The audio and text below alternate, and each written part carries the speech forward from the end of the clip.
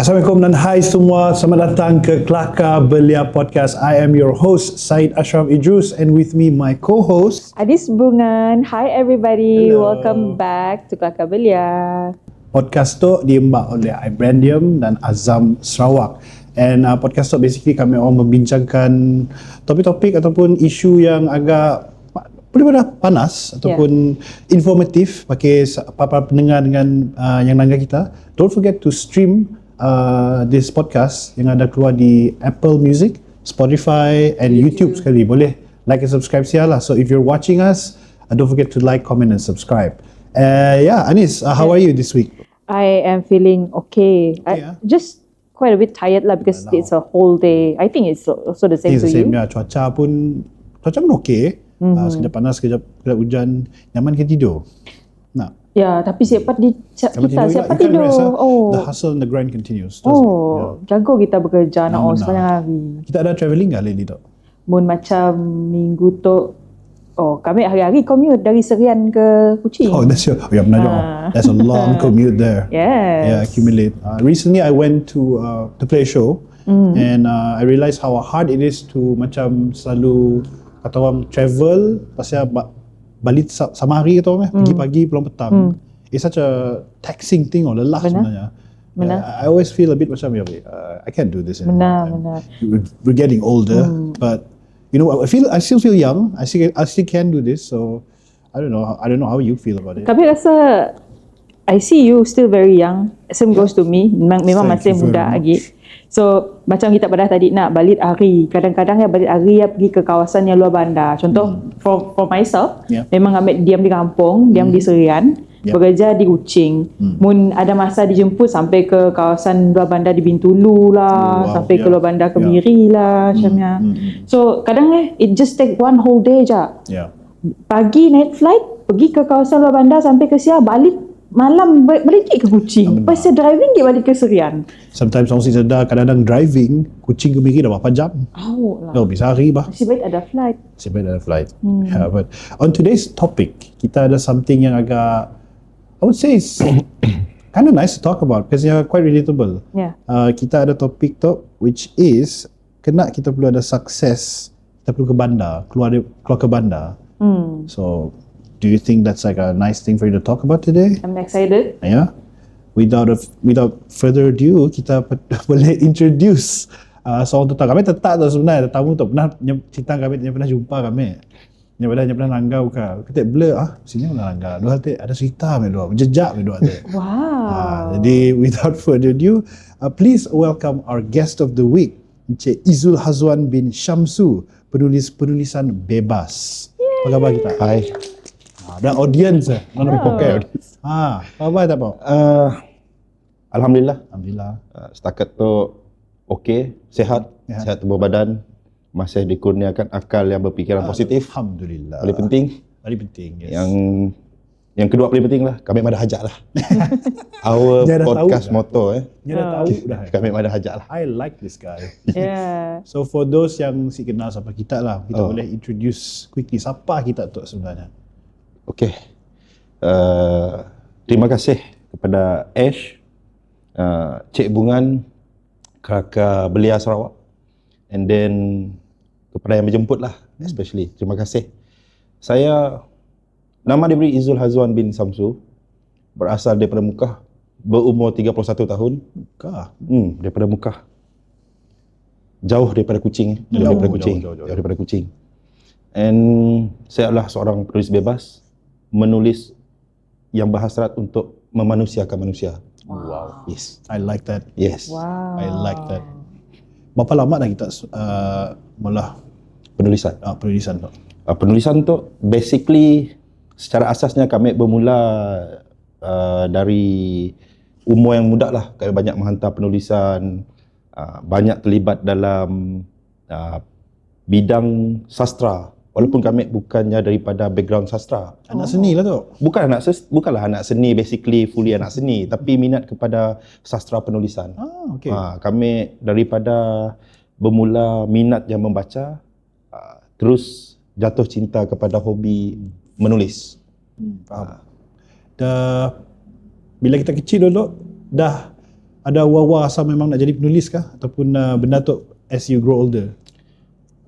Sebenarnya secara jujur lah, menulis apabila saya minat menulis mula-mulanya apabila saya rasa pembacaan yang saya dah buat daripada saya kecil sehingga saya dah tua dah. Ia dah menjadi satu tempat di mana saya boleh membuka minda saya bahawa buku yang bukan sekadar buku. Ia adalah dunia untuk saya. Betul. Wow. Ia adalah dunia itu. Jadi apabila ke arah penulisan pula, saya mula minat menulis kerana saya rasa apa experience saya, apa yang saya telah alami sepanjang hidup saya boleh adaptasi kepada penulisan. Faham. Lebih-lebih lagi kepada bidang kritikan kepada kebudayaan dan peradaban tamadun masa kini. Jadi minat dia nang dia dolok nang dah semai ke dalam diri? Ni asyik lah minat daripada dulu. Nya bermula step by step daripada membaca. Apabila dah membaca, kita membaca banyak jenis kesusastraan, banyak membaca daripada sejarah. Daripada sialah mula minat kepada menulis. Ada buku favorite sih? Kalau local sastrawan ke? Kami rasanya banyak Indonesian pun favorite. I think so as well, from the way you speak. nya boleh membaca fikiran kami. Tu nang ada superpower. Boleh membaca fikiran kami. Kami relate dengannya banyak, tapi kelak kita cerita. Boleh. Kami banyak membaca kesusastraan, banyak negara daripada Perancis, kami membaca kesusastraan daripada Jerman, Indonesia dan Malaysia sendirilah. Kalau daripada Indonesia, my favorite is Bumi Manusia. Bagaimana hidup Mingka memanusiakan manusia yang ada di Indonesia dengan perjuangannya lah. My favorite book, Bumi Manusia. The best. It's a great one. Kami teringatkan sikit lagu tu, Bah Ash. Lagu by Bayu Jiwa, Menjadi Manusia. Liriknya, tunjukkanlah jalan agar ku bisa bertahan jadi manusia. Baik dan mulia. Banyak bakat tu. Sebenarnya nak Tengah curi job tu. Hosting okey, hosting okey. Menyanyi okey. But I can understand. Kena tu that's the benda paling best pasal dunia seni tu. Apa pun, music, filem, penulisan, semuanya ada kait. Yang adik-beradik semuanya. betul. Jadi sebenarnya that's why I said tahu anak seni. Anak seni tu. Anak seni tu bila dia mengalir, dia macam air. Keluar je, it will just flow. And it's very natural. Betul. So I like it. So on today's topic, kita basically nak tanya kita lah. Social topik kita hari tu. Okay. Sukses tu mestikah di bandar? Jadi selalu kita dengar mana Nis, mun kita mau berjaya, memang kita perlu pindah ke bandar kah? Jadi mun kami nanya kita what would you say is your answer? Yes or no Yes is my or no. answer. Dua-dua lah. Dua-dua. Okay. Mungkin Kami ya. Okey. Persoalannya tadi tentang relevan tu. Relevankah keberjayaan untuk boleh didapati di bandar kan? Jadi kami mulakan cerita. Sorry kalau Boleh, agak terlalu boleh. panjang. Sila. Okey, ni Go topik ahead. mencuri masa. duduk. Kan kita pun show hari tu. kita lah belia. Okey, kat hari tu kami dah belia. Kita lah suara belianya hari tu. Okey, kita mula bercerita daripada sisi data, perspektif data yang rasional dan peratusan. Okay. Relevan atau si. Seperti kita tahu, relevan tu maksudnya adalahnya masih berkaitan dan masih dapat diterima oleh orang ramai. Ialah relevan, maksud relevan. So, jika berjaya di bandar yang relevan atau si, jawapan kami adalah ia bergantung kepada peratusan orang kini. Peratusan yang dihadapi oleh orang kini. Kami boleh madahnya berjaya ke bandar. Tapi ukuran berjaya ya terpulang pada diri masing-masing. Betul. Mungkin kami meletakkan ukuran berjaya sebagai okey, orang untuk ke bandar nya berjaya karenanya memiliki kereta, karenanya memiliki rumah besar. Ukurannya adalah pada diri kami, bukan pada diri orang lain. Sebuah yang topik yang subjektif lah. Jawapannya subjektif. lah. Jawapan kepada berjaya itu adalah subjektif. Tetapi jangan kita lupa kepada peradaban daripada zaman abad yang keempat dan ke-16, dari abad yang ke-13, semua keberjayaan orang ke bandar telah ditulis di dalam sebuah buku yang digelar Kegemilangan Andalus. Buku zaman Andalus tu adalah zaman kegemilangan di mana orang daripada luar bandar ke bandar. Pada zamannya Ibnu Battuta, kita dapat lihat Ibnu Sina pergi ke bandar hanya untuk menjemakan ilmu, kerana Sidang Umar jadi famous. Menimba ilmu, menimba ilmu dan jadi terkenal. Di sini tidak pergi bandar. Yes. Pada zaman sekarang, if kita berada di luar bandar pula, kita nak mendapat jaringan dan rangkaian yang lebih besar, peluang, lepasnya bantuan dan inisiatif daripada kerajaan, kebanyakannya berpusat di pusat bandar. So, bagi kami peratusannya masih relevan. Walaupun mungkin kita dapat lihat daripada 100% pergi, hanya 60% yang berjaya. Betul. Sebab 40% lagi dibawa oleh masalah disiplin yang tinggi lah. Sebelum tu tadi kami dah berkelakar dengan Ash, because Ash is, nya pun career is lebih kepada banyak hustle diri sendiri. Banyak orang sih tahu artis, penyanyi, anak seni, banyak Betul. hustle yang susah. Betul. Well, Anis, you said yes or no. Why is that? Because I am, maybe because of upbringing and where I'm coming from also lah. Was born in Miri. Okay. Masih juga dalam situasi bandar, and then growing up dekat Kuching. Tapi kini kami tinggal di kampung. Nang betul-betul di Serian. Dulu nyapi satu, saya dah jaya. Kini dah ada jaya. Tapi layan internet belum tentu ada. Progress. Progress lah. Progress, Good thing about moving to kampung is I feel very Calm. healthy in terms of my respiratory pun system lah, because dulu di bandar ambil ada resdong, dah pindah ke kampung dulu saya ada resdong because it fresh air. Fresh. Tapi the most what I want to highlight is because of kampung lah I want to be what I am today. Okay. It always give me a reminder untuk Very good. empower people. Macam ya lah, that's why I say yes or no lah. To follow up dengannya lah, ada je Omadah yang kita perlu tinggalkan halaman kampung untuk cari masa depan. Ia adalah sebuah retorik bagi kami, sebab bila kami dengar pada kau perlu tinggalkan halaman kampung kau ya, so kau cari kerja bagus, kau akan sukses. Again, dia sangat subjektif. Sebab kita sih tahu bila dan apa yang mendefinisikan kejayaan. Betul?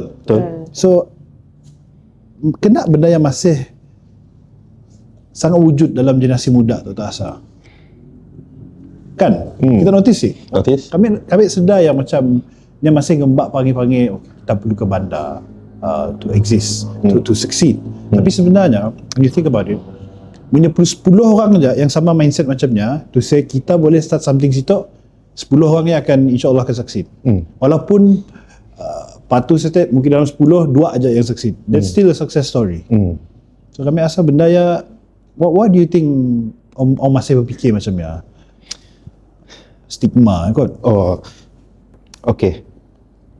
Bila kita melihat cara pemikiran, pola pemikiran orang kita tu nak, pola pemikiran manusia lebih-lebih lagi di Malaysia lah, kita buat perstrukturan dalam bentuk negara.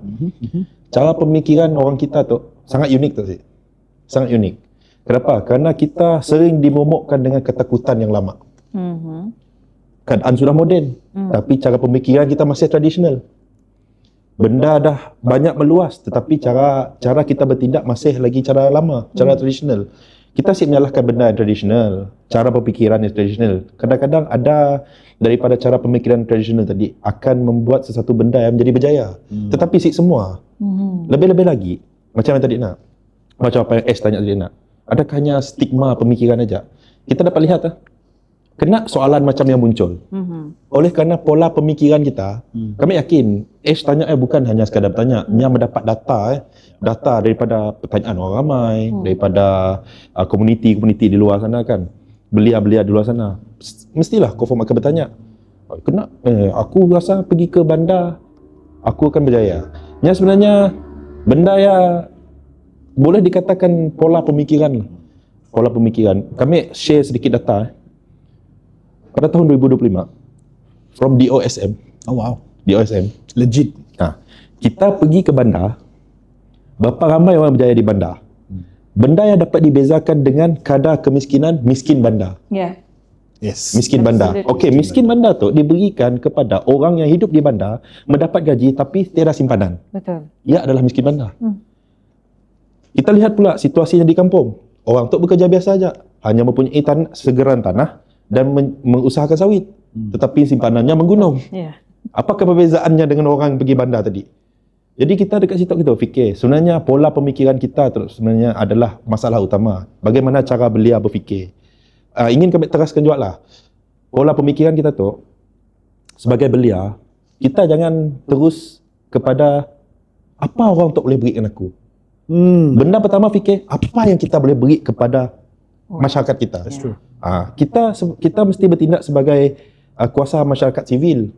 Bukannya kita tadi mengharapkan apa yang daripada tempat yang boleh beri pada kita. If kita berfikir tempat yang boleh beri kita sesuatu, bermakna si pernah wujudlah kenyataan bahawa di lorong sempit pun aku boleh hidup. Kita ambil kenyataan daripada Albert Farmer daripada Perancis. Aku dapat hidup walaupun aku hidup di lorong yang sempit. Sastrawan Perancis yang hidup dalam keadaan berperang dapat mengeluarkan idea bagaimana untuk memulakan perniagaan di waktu peperangan. Mungkin kita berdasarkan tempat yang berperang. Apa inisiatif kerajaan dapat bagi di waktu tempat yang bergolak? Nothing. Tapi still dapat survive kan? Agreed. Bagi kami adalah pola cara berfikir kita lah. So like the Newton law, the third law. For every macam mana action, there is a reaction. Ya, betul. If you don't act, you won't have a reaction. Ya. Ya, sebenarnya. You start the problem, you solve it. Ya. Tapi sebenarnya it's all in here. Sebenarnya. That's how I see it lah. Betul. Lebih bahaskan kurang lah. Jadi mun kita nangga Omadah lah, kau stay di kampung, kau sekan ke sini-sini. Pun I don't think it's accurate. Betul. Sebab dari segi pandangan orang di macam kita bandar lah, miskin bandar apa semua. Betul. Orang kampung pun nya pun mindset pun sikit juga. Nya fikir kau pergi bandar kau terus kaya. So that's always the perception. Ya, Kau akan berjaya mungkin, tapi nya si fikir macam daily commute-nya, nya si fikir pasal dalam seminggu tu berapa yang aku boleh capai ataupun simpan, saving apa semua. So what do you think pasal adakah kita tu ketinggalan mun nak stay dekat tempat sendiri? Macam kita for example for you, kita terpaksa keluar untuk kerja. Especially datang daripada bandar macam Mekah, datang ke Kuching, datang Kuala Lumpur. Ada sih pernah sih tak terfikir persepsi macam ni, kau dia Mekah aja kau stay Kuching aja, you won't, kau akan expand. Okey, untuk persoalannya sebenarnya agak berat untuk kami jawab lah. Tapi benda yang pahit kadang-kadang kita harus telan. Of course. Kita madah aja. Setuju. Kami madah aja lah. Kami madah aja. Kepada yang terasa, silakan terasa. Mungkin kehidupan anda memang tetap berada di tahap ya lah. Kami suka. Memang mungkin pemikiran anda berada di tahap ya. Mungkin kita terasa, kita komen terasa. Hashtag terasa. Jika anda terasa, mungkin tahap kehidupan anda dan cara pola pemikiran anda berada di tahap yang paling bawah, kerana negara kita tu dah nombor 25 negara yang kompeten, Malaysia. Jadi pemikiran kita jika masih di bawah, ia adalah hak anda. Maafkan saya, kebodohan diri anda adalah tanggungjawab anda sendiri. Jadi ia bukannya tanggungjawab orang ramai. Betul. Okey. Menjanji padahal lah bodoh yang pekat gila. Saya cuba bercakap secara bertapis lah, secara lebih sopan. Tak apalah kelak. Biar Gen Z kami tak keluar lah si perlu bertapis. Gen Z apa ditapis? Gen Z si boleh ditapis. Gen Z perlu direct. So padahal lah bodoh tak pekat lah dek. Sebenarnya apa? I mean, I like the way he express himself because dia adalah most importantly pemikiran apa yang para pendengar is probably thinking about, tapi mungkin rasa sebut situ apa. Tapi dia adalah honesty. That is who he is. And I think kita akan explore lebih lagi dalam segmen seterusnya hanya di Kelakar Belia Podcast. We'll be right back.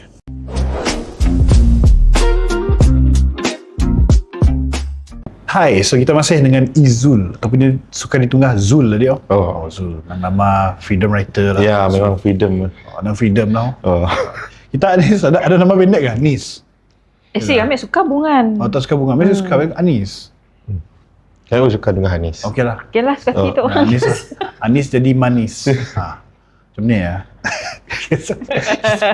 Kita masih discuss lah pasal topik hari tu. Macam adakah kejayaan tu diukur bila kita keluar daripada luar bandar, and also apa pendapat lah Zul pasal topik tu. So kita nak tajamkan sikit lah, nak pedaskan sikit lah tu.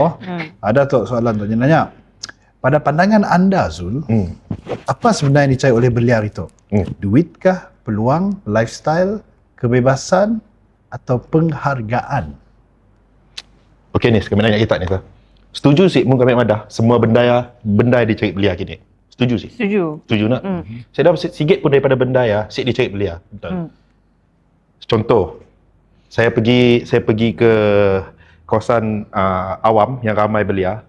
Kalau saya bagi duit semua berebut.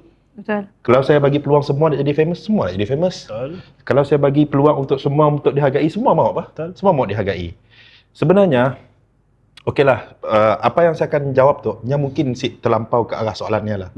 Tapi sebenarnya, kita sebagai masyarakat awam umum kita telah, sebenarnya kita dapat melihat, yang belia mahukan sekarang adalah keberanian. Orang belia sekarang nyasyik ada keberanian. Semuanya takut. Takut kerana tiada peluang berlainan daripada takut kerana kurang keyakinan. Belia kini, nya bukan takut kerana tiada keyakinan. Belia kini berani. Berani, umur 15 tahun, 16 tahun, boleh post dekat TikTok, boleh post dekat mana-mana media sosial, bercakap, hai, saya berada dekat situ, hai, kami tengah makan McD. Hai, mungkin tak si sayang kami lagi, tinggal kami bagus-bagus. Betul. Nah, belia kini yang berani bah. Hantar kami dengan mak bapak kami balik. Hantar kami dengan mak bapak kami balik. Belia kini berani. Even 15 years old, 14 years old, tidak orang berani di media sosial. Munnya ada berani di media sosial, di hadapan punya akan ada berani. Cuma kini tu apa yang kami nanggalah. Belia kini tu nya takut kerana tiada peluang. Bukan tiada peluang daripada negara kita ataupun negeri kita. Tiada peluang daripada masyarakat sivil. Daripada kita. Daripada kita sendiri. Daripada kita sendiri. Orang ramai, orang sekelilingnya. Ya. Okay. Betul. So, following up lah benda ya. Tak rasa ya sebuah tekanan peer pressure kah orang? Macam adakah ya environmentnya yang efeknya untuk berfikir macamnya? Ya, sebenarnya benda tu nya terjadi oleh kerana keadaan sekeliling. Keadaan sekeliling. Contoh yang paling penting lah kita dapat lihat pada abad yang ke-18 kita bercerita di United Kingdom. Betul.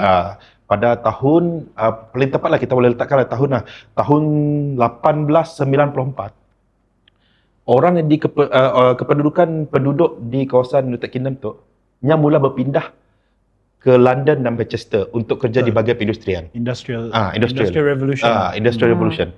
Kenanya berpindah. Masa nya berpindah bukan kerana nak berjaya tu sih. Nya berpindah kerana perasaan takut. Faham. Takut sebab apa? Takut kerana di tempat sidak masing-masing, walaupun bandar dah besar, sidak dah diberi peluang oleh orang di tempat dia. Faham. Ia adalah tanggungjawab kita sebagai komuniti. Macam Ash lah. Ash mungkin boleh memberi motivasi kepada seseorang, mungkin orang muda BBNU nowadays kan, yang mau berjaya dalam bidang nyanyian, dalam bidang seni. Mungkin Ash dapat memberikan sesuatu kira booster lah untuk nya berani. Give back lah. Bagi nya peluang. Betul. Masalahnya kita kurang orang yang menjadi institusi. Leaders. Apa maksud orang yang menjadi institusi itu? Maksudnya adalah apabila kita sendiri, kita dah boleh keluar dan memanusiakan manusia yang memerlukan peluang daripada kita. Faham. Peluangnya tadi bukannya daripada segi kita baginya duit, kita bagi inisiatif saja. Inisiatif kita sebelum cakap, di dalam negeri kita, di Sarawak especially, inisiatif terlampau banyak. Kau nak berniaga, kau boleh. Banyak inisiatif kerajaan beri. Even Sarawak sendiri sekarang, inisiatif perniagaan ada, inisiatif peluang pekerjaan ada. Every week kita dapat macam-macam, My Future Job lah. Sekarang Sarawak dah launch benda baru, Sarawak Job. Everything tu dah diberi. Tetapi training macam-macam nak. Tapi kena belia masih di tempat yang sama. Di satu tempat terpencil, ada bakat tapi kena asyik keluar. Kerana nya takut kerana nya asyik diberi peluang oleh society macam kita lah. Kita asyik memperkuatkan mindanya, kita asyik mengasah mindanya untuk keluar. Dek, jomlah pergi sinun. Kena bang, situ ada My Future Job tengah pola something. Sarawak Job tengah buka web tu. Pergilah isi. Kau mungkin boleh ubah hidup kau. Betul. Kita sendiri sebagai rakyat, sebagai masyarakat, menjalankan tanggungjawab kita. Faham tak? Kita secara tidak langsung kan, kita banyak mengomen tanpa kita sedar bahawa kita sepatutnya take part dalam pembangunan masyarakat kita. Tapi kami ada satu soalan lah. Kami kan one of the youth yang start everything from scratch also. Okay. Kami sedah mak bapak yang kaya untuk buat kami modal, start a business and all that. And I can say that, to be honest, it was a struggle to start first. And because of I know it is struggle, I wanted to become an institution. Just that dalam masa kita tengah mau mempromosikan kita tu mau jadi institution, orang lain madah kita delusional ataupun terlampau bercita-cita besar, terlampau ambitious. Apa pandangan kita pada orang yang rasa bila pandangan sidaknya terhadap orang yang macam Ahmed tu yang ambitious, tapi sidaknya dia pun simuk pergi, simuk polah apa yang dipolah oleh belia kedak kami. Apa pandangan kita? Okey, sebelum kau bagi pandangan kami tanya dengan Ash lah. Mungkin kau Ash, apa dipolah kau dengan orang macam Ash? First of all, jangan didengar. Jangan didengar. Lantak ke? Because again, you are letting people decide macam ni kita berfikir. Sebenarnya benda tu, again, kita balik ke hal how you shape your own mind. First of all, kita tu adalah seorang yang pada background contohnya dari luar bandar. Kita sebut pakai word kampung lah, kita pakai luar bandar. Bila luar bandar, nya ada certain pemikiran yang ada, okay, aku akan berjaya. Percaya lah 90% or 100% of the time, nya akan sukses. Sebab nya dah percaya yang okay, aku nang boleh. Si kisah aku hilang tangan, hilang kaki, hilang mata, nya dapat. So actually, I would argue yang sebenarnya, it's all in the mind, first and foremost. Secondly, bila kita dah pola shift daripada luar bandar kepada bandar tu, not to say kita berubah, kita macam level up sikit. Kita ada kesedaran yang kita lebih sensitif ke environment kita. So naturally kita akan build kita pun kata orang shield kita lah. Kita akan ada some sort of a movement inside of us yang kita sedar lama tu sebenarnya aku boleh macam tu sebenarnya aku boleh sebenarnya. Padahal tu lama tu aku lah fikir A madah aku siapa macam tu, B madah aku siapa macam tu. Aku dengar kata adanya. Walau adanya bisin popet-popet di kampung je ataupun di luar bandar. So that's how aku menjawab. Situlah aku menjawab ke soalan kau lah. Bagi kami yang menjawab soalan kita ni lah. Tapi bagi pendapat kami ni lah. Kenapa adanya orang yang macam tu? Okey, benda tu mungkin susah untuk difahami lah oleh penonton lah. If kita orang rasa kita orang ada pendapat, sila komen lah di dalam podcast tu lah. Bagi pendapat kita orang macam ni. Pendapat kita orang macam ni. Bagi kami lah, mentality benda tu wujud bukan daripada zaman tu je, daripada zaman dulu. Orang macam tu kita gelarnya orang yang mengamalkan dasar pintu tertutup. Faham sih? Dasar pintu tertutup. Everything salah. So apa yang rasa, apa yang achieve kini ya betul. Jalannya betul. Kena adanya orang macam tu. Okey. Kita balik kepada sejarah. Tahun 1980 kita banyak perkara yang berlaku dalam Malaysia tu.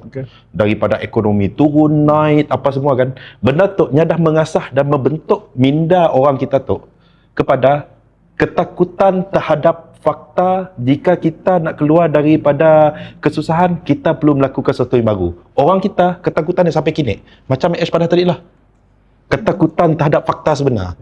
Orang kita hanya susah nak menelan fakta. Orang kita susah nak berubah cara pemikirannya. Kami madah lah 100% orang di luar nun bila kami madah kami nak berjaya nak pasti akan ada orang yang berfikiran terbuka juga. Tapi kita memang kami rasa Anis dengan Ash pun tahulah orang berfikiran terbuka tu macam ni. Kita dapat agak dah. Okey, nyetuk open minded. Betul. Nah, orang macam tu nya sebenarnya nya mengalami satu fasa di mana otaknya telah dibentuk oleh kerana keadaan sekeliling, keterbatasan sumber sebenarnya.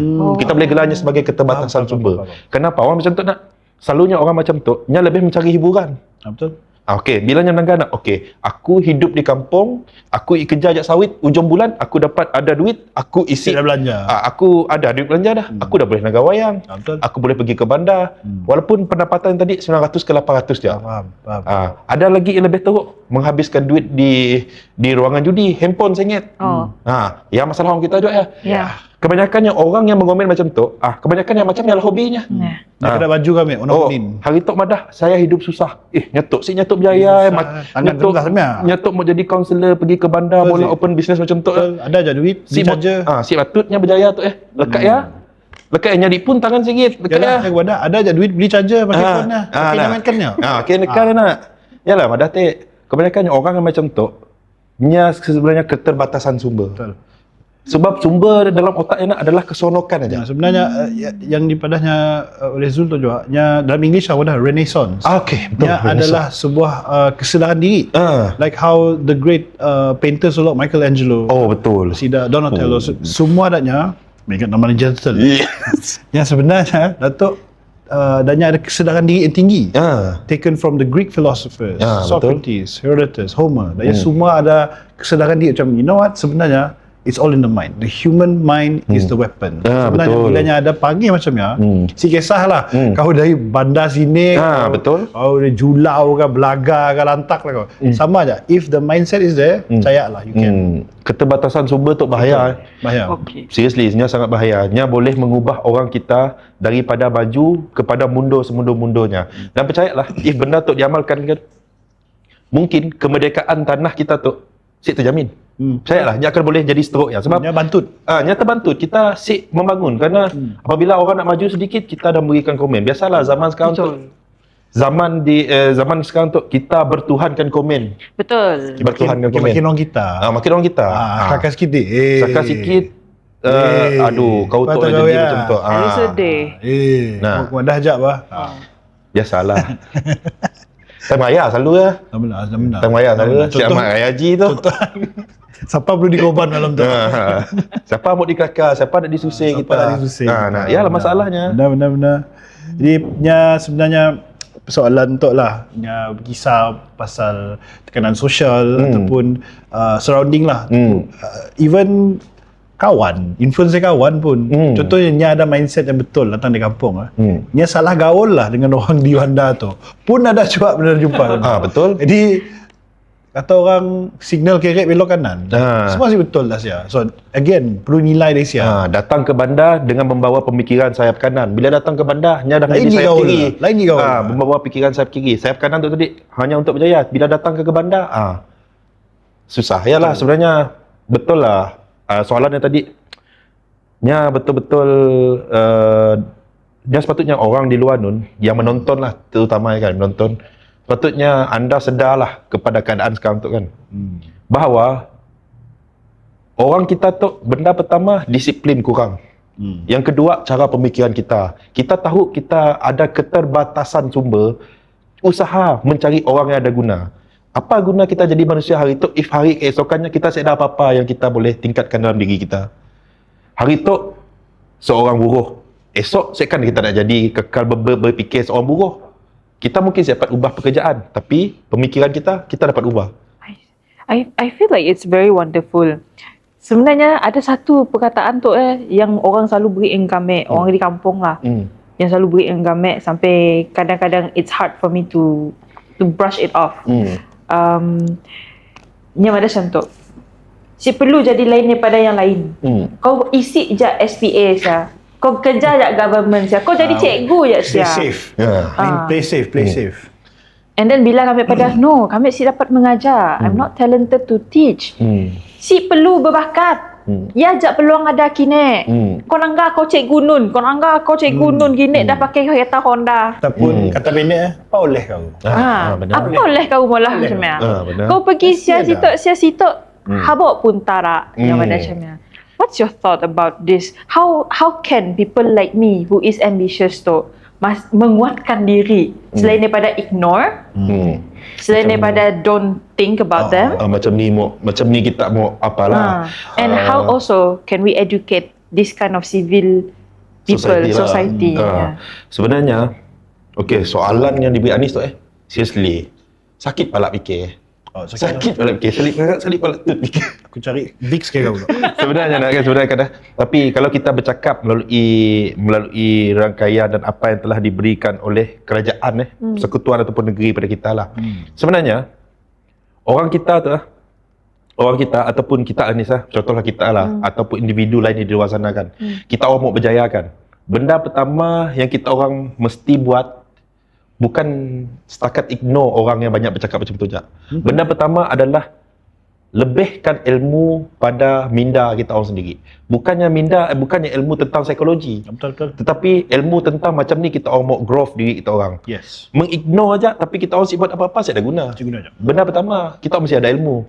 If kita orang ada ilmu, kita orang tahu diri kita orang dah berbeza daripada orang lain. Yes. Yang kedua, dapatkanlah rangkaian orang yang memang dalam bidang yang kita orang mau ceburi ya. Ya. Sebab kita orang tadi dah ignore dah, belajar dah, rangkaian kita orang perlu.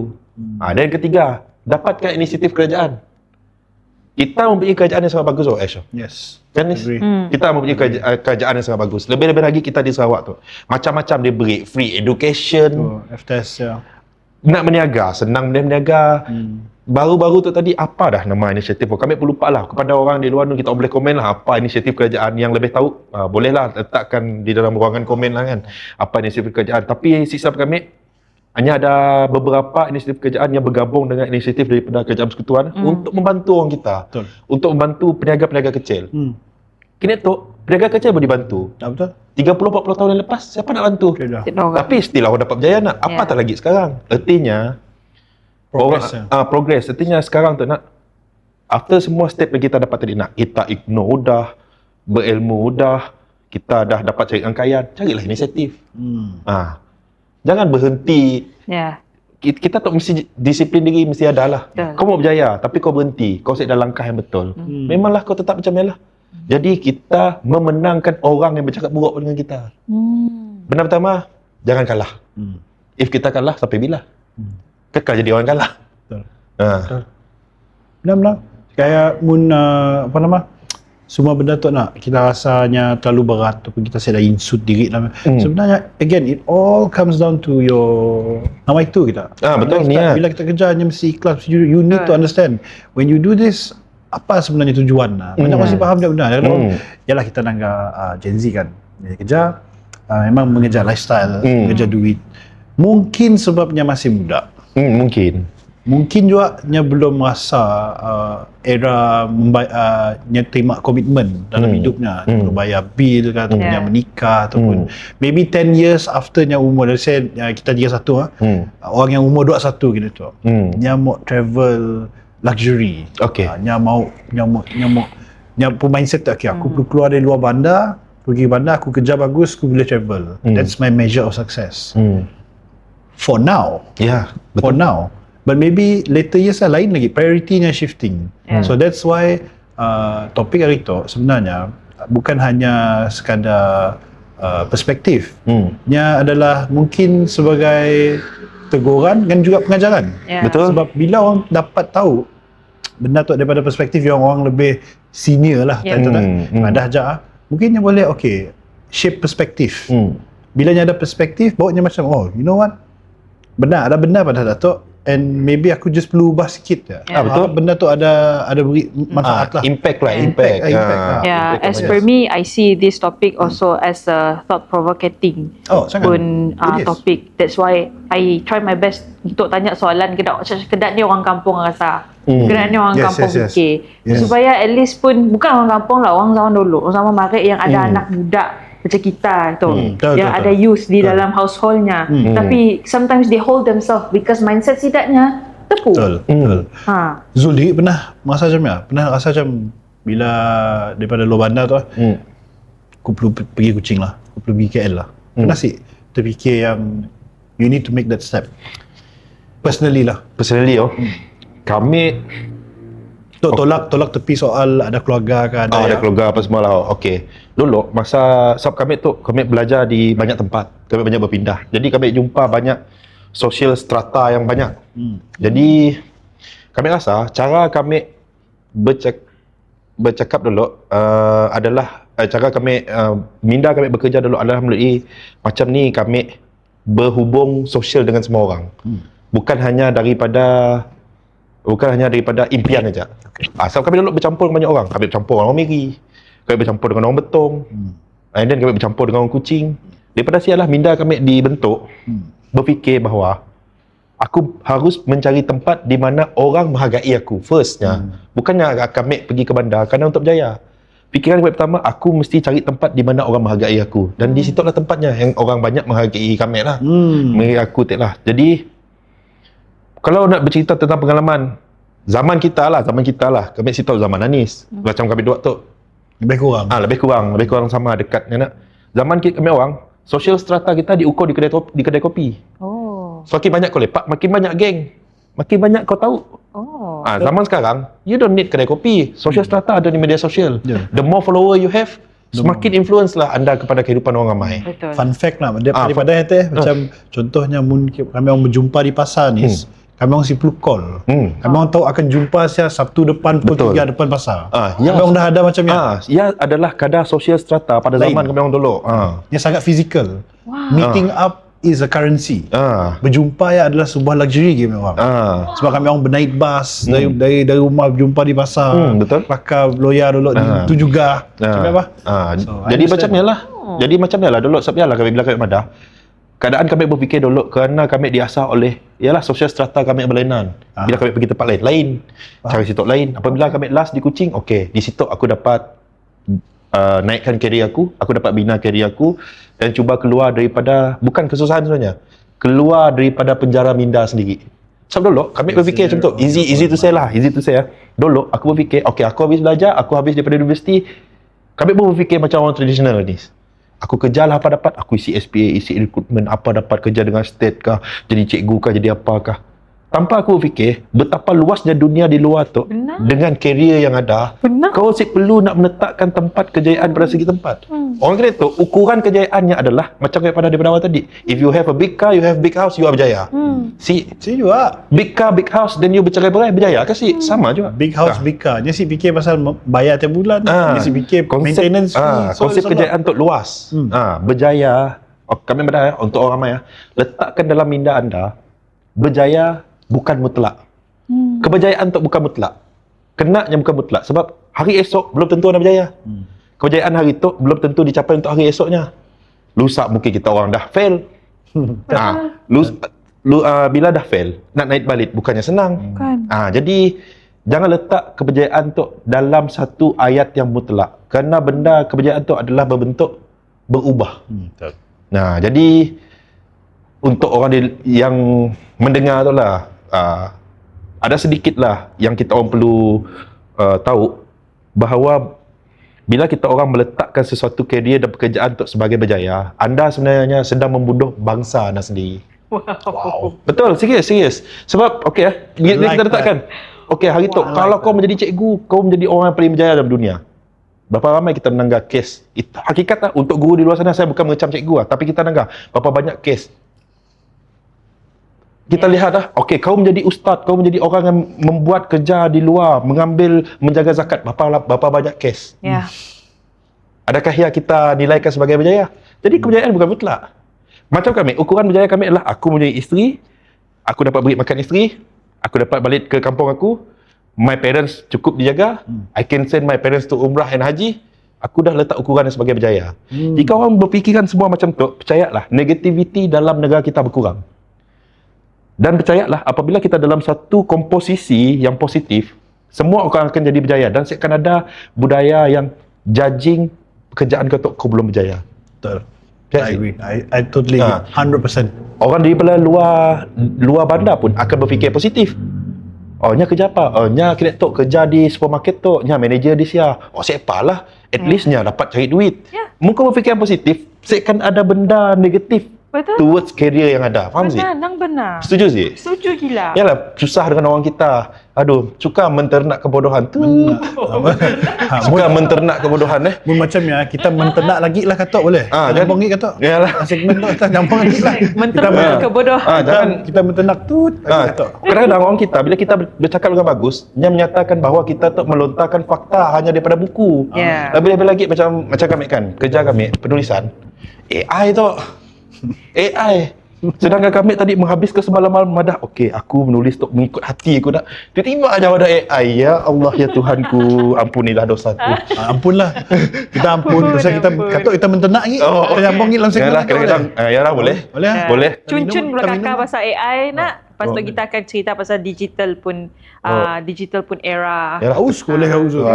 Aku pun dah Nah shot lah. Nah shot. okay. See you right back.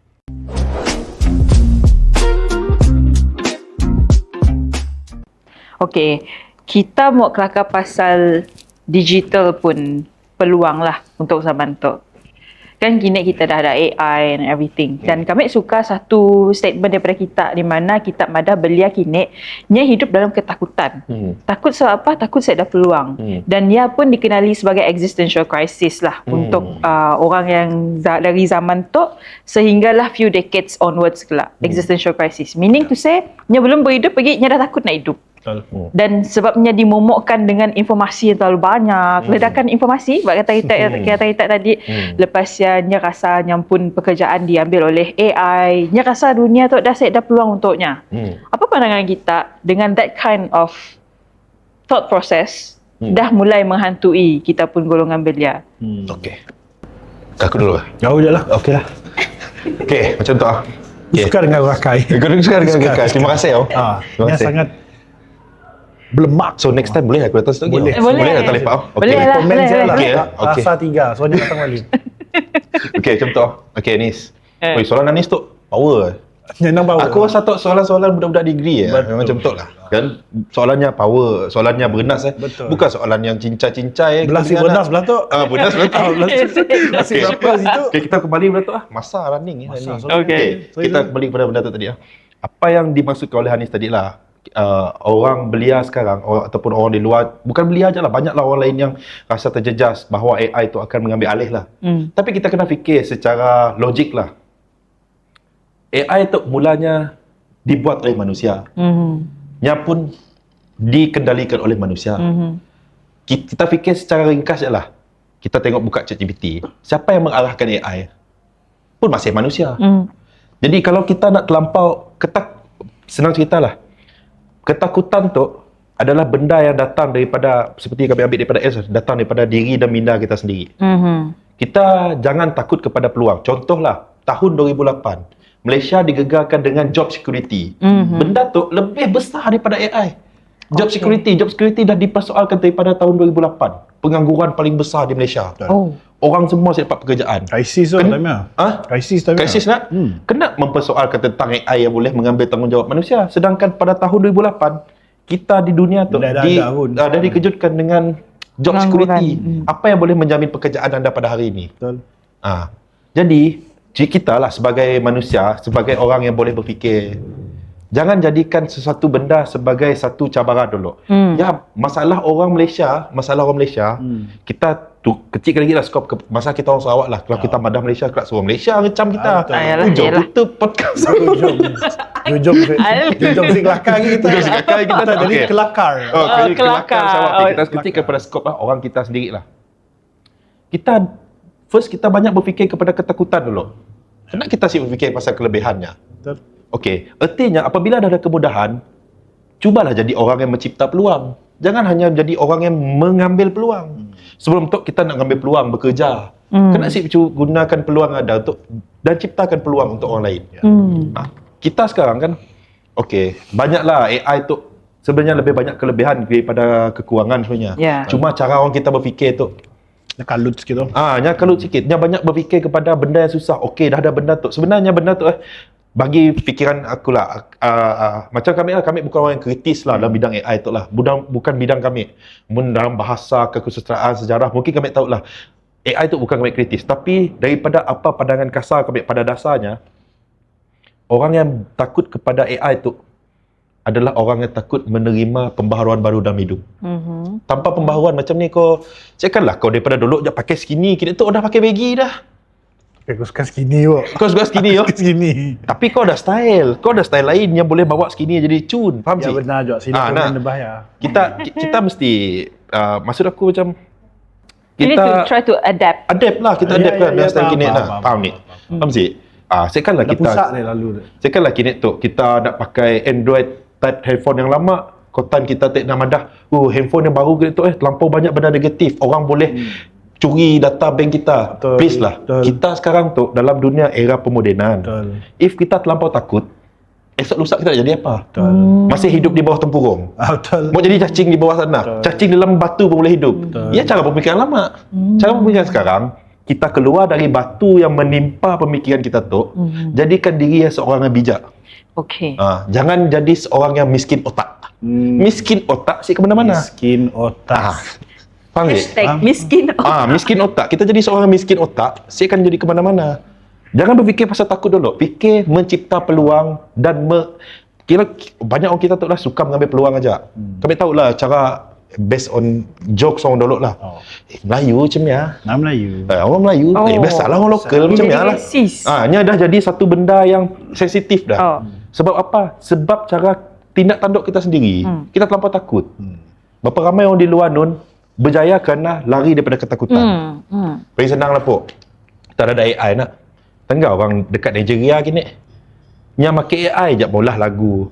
Pakainya maulah media sosial. Lepas ya boleh-bolehnya kau untung daripada dia. Di tempat yang sumbernya kecil.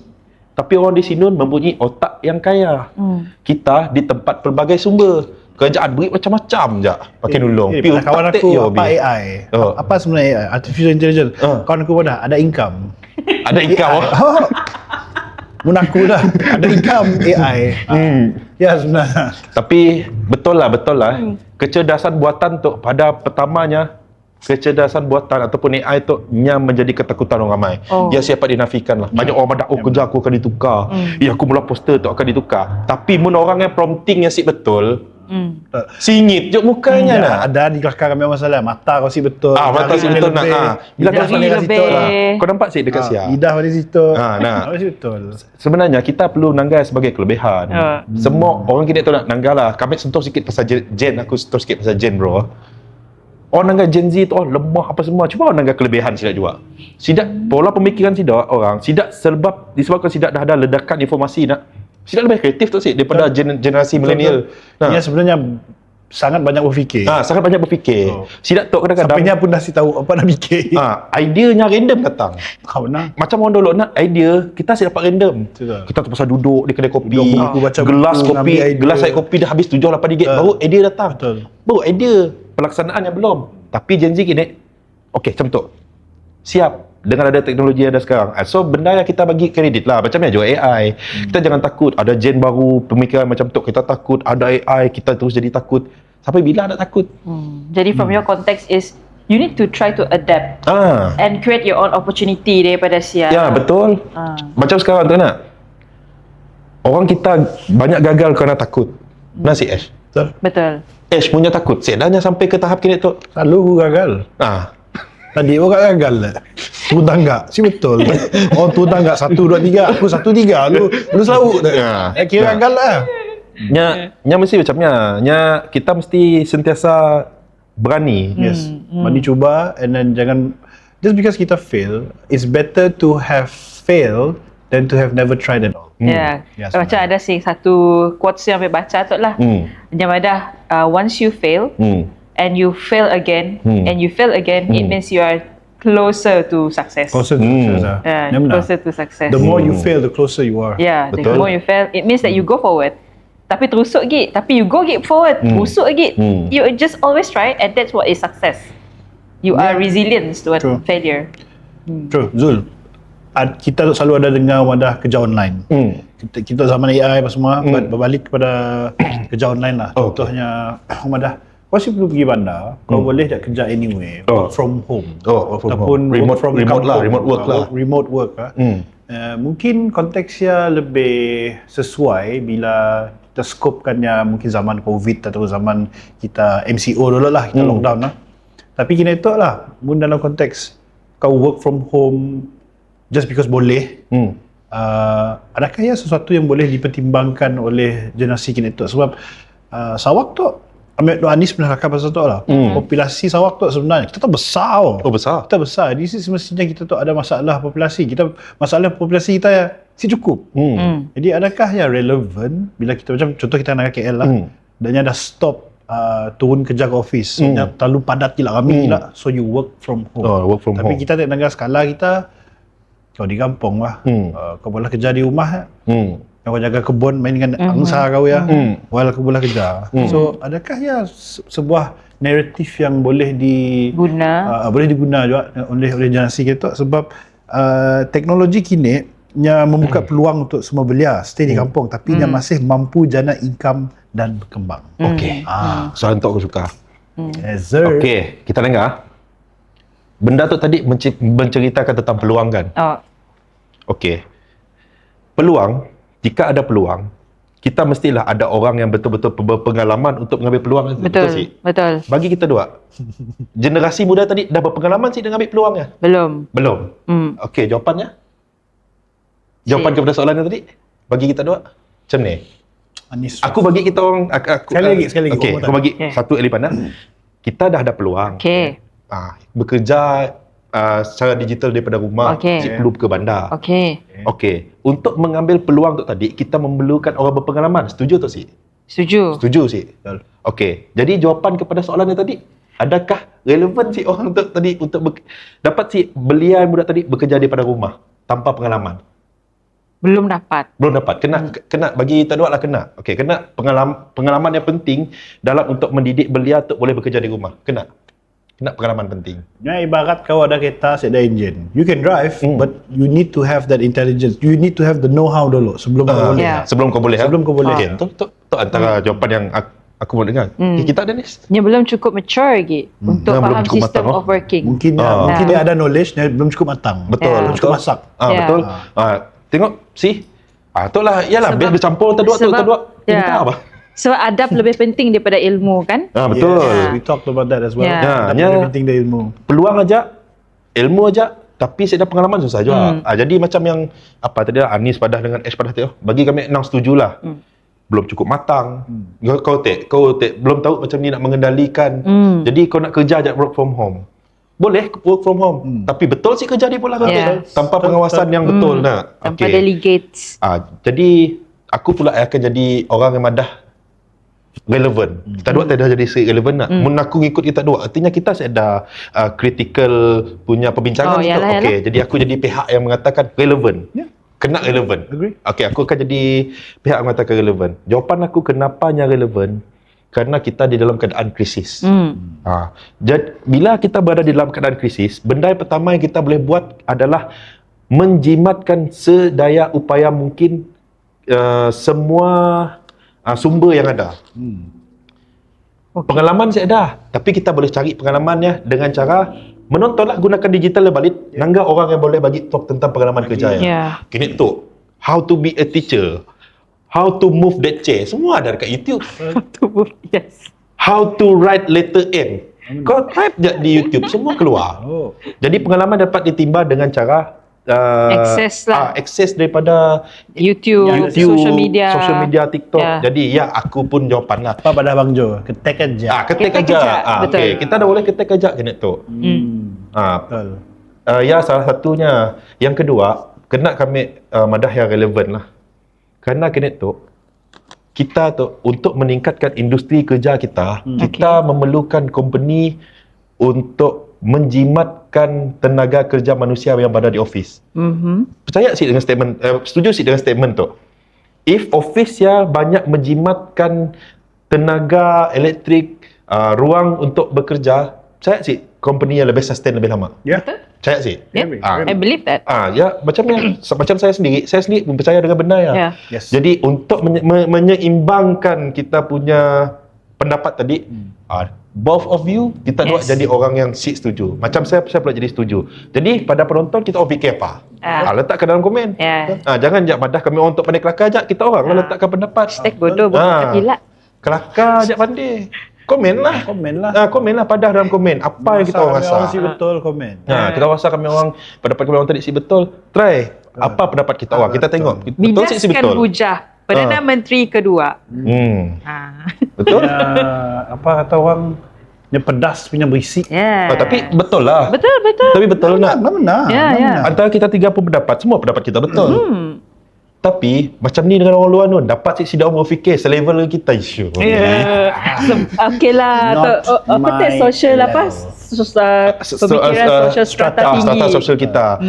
Kami siklah madah apa, tapi kami berpegang pada satu benda ni Okay. Ash. Bila kita sentiasa positif dengan diri kita, kita akan membawa positivity kepada orang sekeliling kita. Bukannya memuji dan menaikkan diri untuk menjadikan kita orang positif sih. Kita sedaya upaya yakin jadi orang yang terbaik untuk diri kita pada hari itu. Like that. Jangan hari tu aku tu macam kami sendiri lah. Aku tu obesity. Lepas tu malah ajak sebut counter pounder tu. Alu jadi. Tapi nak benar juga. Dari episod 3 aku cari Kota Bandar. Si keluar Kota Bandar. Boleh komen lah saya. Kota Bandar sini tuju lah. Kami ada soalan bah. Dari tadi kita malah ajak nyebut inisiatif kerajaan ada. Inisiatif kerajaan ada. Kita tu apa? Pro kerajaan ke apakah sampaikan kita macam ya. Mungkin kita boleh educate our audience. Macam ni meletakkan perspektif, menanggap peluang dari segala sudut macam tu tanpa perlu sounds bias. Kami memanglah orang yang berfikir, orang yang melihat, mendengar tanpa berfikir, memang akan fikir kami tu mesti orang tu nak kita sudah sebutlah nak sensitif yang orang lain faham sendiri kalau si faham artinya kita perlu belajar lebih banyak lah. Okey, jadi macam tu kami bukannya nak menyokong pihak kerajaan untuk bagus apa semua. Kita lihat betapa bagusnya negeri kita berbanding tempat lain di luar. Yep. Carilah apa yang ada di negeri kita yang ada di tempat lain di luar nun. Ibuhlah nangan negeri lain, kita nangan negara luar. Betul. Kita lihat Indonesia. Betul. Berapa banyak currency wang yang menurun. Betul. Berapa banyak keperluan dan subsidi yang tarik. Correct. Betul. Harga minyaknya kini kita convert ke duit Malaysia pun kita masih rasa mahal lagi. Education juga. Education sidak orang macam ni. Nak masuk belajar pun sidak orang perlu membayar dan merasuah dahulu untuk belajar. Sakit tak? Sedangkan kita dekat situ, dekat negeri kita tercinta, ibu pertiwi kita yang kita sayang tu, you want to study, free education. Laptop beri, ketik ajak you. Nasi. And then you nak and then orang ramai dekat luar sana nak madah saya tu tadi menyokong kerajaan hanya kerana saya mengatakan kerajaan bagi inisiatif. Apa yang saya katakan benar ya, logik. And it's true. Inisiatif tu adalah logik dan benda yang wujud, bukannya inisiatif diberikan tetapi sekedar orang dapat. Benda bagus kena kau tidakkan. Benda bagus kena kau tidakkan. And then kita lihat bantuan SKAS pergi ke orang kami. Sekas ya. Dengan ditambah lagi STR oleh kerajaan kan dalam duit dalam IC ya. Kita tu tadi berapa banyak dah dibantu. Cuba persoalkan diri sendiri. Apabila kita telah dibantu, kita tu buat apa untuk kerajaan kita? That's true. Adakah kita bersyukur ataupun terus membantah kerana pemikiran kita tu tadi kita berfikir seperti orang yang liar tanpa berfikir bahawa kita tu asyik bersyukur. Kadang-kadang kita tu bertindak sebagai orang liar. Kita sebenarnya asyik bersyukur sebenarnya. Untuk orang di luar ni kami minta maaf banyak-banyak. Mungkin kita orang berfikir, kita orang asyik faham situasi kami. Bagi kita orang di luar ni pun kita asyik faham situasi kami. Betul. Kita ni dah faham situasi satu sama lain dah. Yang lain-lain. Jadi pun kita orang rasa pendapat kita orang betul, kita orang tetap dengan pendapat kita orang. Yes, true. Tapi bagi kami, benda dah ditolong, tapi kalau kita yang si pandai mengambil peluang, itu bermakna kita tu orang yang bodoh sombong. Sudahlah kita dah sombong, bertambah lagi dengan satu elemen lain lagi tadi. Bagi kita yang analogi kera di hutan tadi. Yang ibarat kera di hutan lah. Kalau hidup hanya untuk hidup, kita sama seperti kera di hutan. Betul. Kalau kita hidup tadi untuk menjadi orang dan manusia yang berguna, kita akan sentiasa berfikir dan menerima sesuatu benda secara positif. Betul. Kalau kita hidup hanya hari tu rasa si cukup, esok hari apa kerajaan hanya memberikan macam tu. Sampai bila? Sampai bila kita nak mengharapkan kerajaan? Jadi kita tu jadi apa? Manusia jadi siapakah kita tu? Hanya ingin meminta bantuan. Apa beza kita dengan pengemis? Jadi kami boleh gelarkan orang macam tu adalah pengemis yang bercerminkan keadaan moden. Munafik dengan kebendaan yang telah diberi.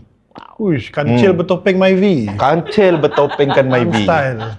Bak kata Buya Hamka, yang paling famous lah. Kalau kau hidup sekadar hidup, babi di hutan juga hidup. Betul. Ni adalah kebanyakannya manusia memang macam ni lah kena tu lah. Bila kita bercakap tentang pemikiran, kita lari sikit lah Ash. Cakap pasal pemikiran lah. Ash pun banyak tadi badah nak pasal mentaliti orang kini nak. Sebenarnya apa yang Ash cakap di awal tadi, apa yang kita dah bincangkan, kita tiga bincang tadi nak. Mentaliti orang kita tu benarnya ada masalah sebenarnya. Tapi orang kita menidakkan. Gagal aku nak dengar mentaliti aku. Aku hidup aku, kau hidup kau. Aku jaga periuk nasi aku, kau jaga periuk nasi kau. Pemikiran yang macam tu lah lama-lamanya akan menghancurkan negeri kita. Dangerous. Dangerous. Mungkin mustahil satu hari kelak orang yang accident di tepi jalan kita pun mau nolong. Ya hidupnya, aku hidup aku. Jadi kulit apa? Kulit apa? Jadi kehidupan jenis masyarakat apa yang kita ada pada masa saya kalau mentaliti kita terus macamnya. Benar mustahil berlaku. Kan? Jadi untuk orang di luar tu tukarlah mentaliti. Try to be positif sikit. Memandangkan kita dah sentuh pasal mentality, tok dah kira kita nak masuk ke arah value pun discussion lah. Maybe lepas tu kita akan sambung lagi pasal tu dengan lebih dalam. So we'll be right back. Okay.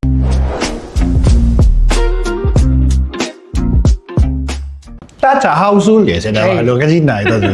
Suka nak yang aku ada satu soalan. Macam ni kau nak nanya berapa harga tok dalam bahasa Cina mun kau pergi China? Mun pergi China. Mun pergi China. Macam ni mun nanya. Mun nanya berapa harga barang tok?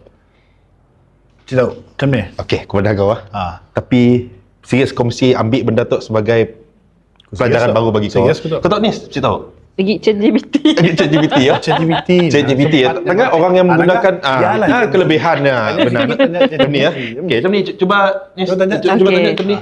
Berapa harga tu? Bahasa Cina. In Mandarin. Mandarin.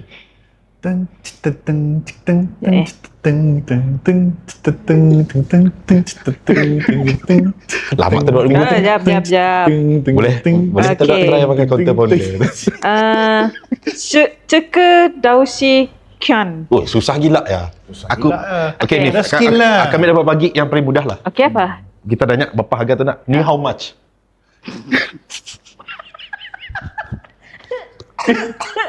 Ni how much?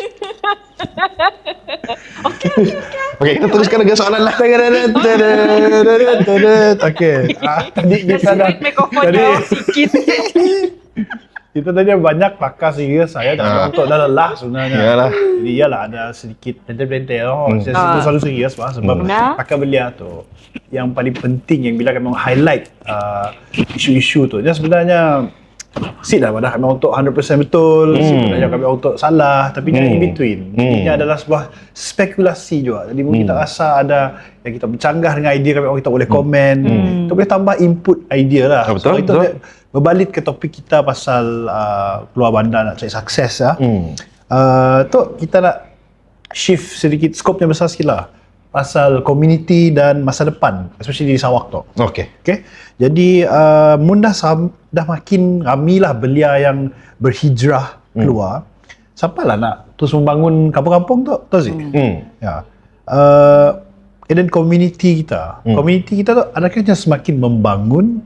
Let's say kita pun nak ambil lah anggaran 20-50.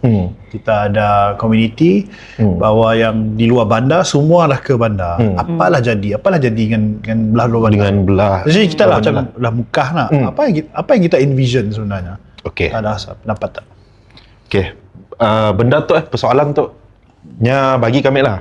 Persoalan tu kami yakin semua tempat akan bertanyakan benda yang sama.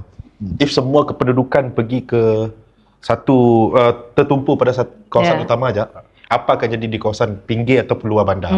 Adakah yang akan membangun atau si? Jawapannya bergantung kepada macam ni kepimpinan kawasannya. Okey, contohlah paling senang. Macam kita di Sarawak. Nyatakan tempat ni je yang saya ada pembangunan di Sarawak. Give me one place yang saya ada langsung aktiviti ekonomi yang berjadi di Sarawak. Ada sih? Tidak. Macam saya dah nak. Saya tahulah based on orang yang di luar tu, yang penonton, mungkin kita orang tahu, kita boleh komen lah. Mungkin kita boleh padah lah sini tempat yang saya dah langsung aktiviti ekonomi yang ada. Ekonomi akan ada. Okey, kami terangkan secara lebih jelas dan lebih berstruktur lah. Okey. Apabila semua orang ke bandar, apabila semua orang muda tadi dah ke bandar, Di kampung kita akan meninggalkan orang yang lebih berpengalaman, yang mana si orang mampu hidup di dalam kawasan yang keterbatasan sumber. Bukan je otak ada keterbatasan sumber. Orang di kampung pun ada keterbatasan sumber. Orang yang dah biasa hidup dengan keterbatasan sumber tu tadi, nya mungkin dapat membangunkan bandar ya, tetapi nya dapat remain kawasan luar bandar tadi untuk masih dalam keadaan stabil. Okey, berapa ramai di antara kita yang yakin bahawa orang di bandar tadi akan ada satu masanya akan kembali ke kampung dan akan develop kampungnya? Kita orang yakin sih. Memang akan ada. Memang Contoh ada. macam Anis lah, kita tengok Anis lah. Good example.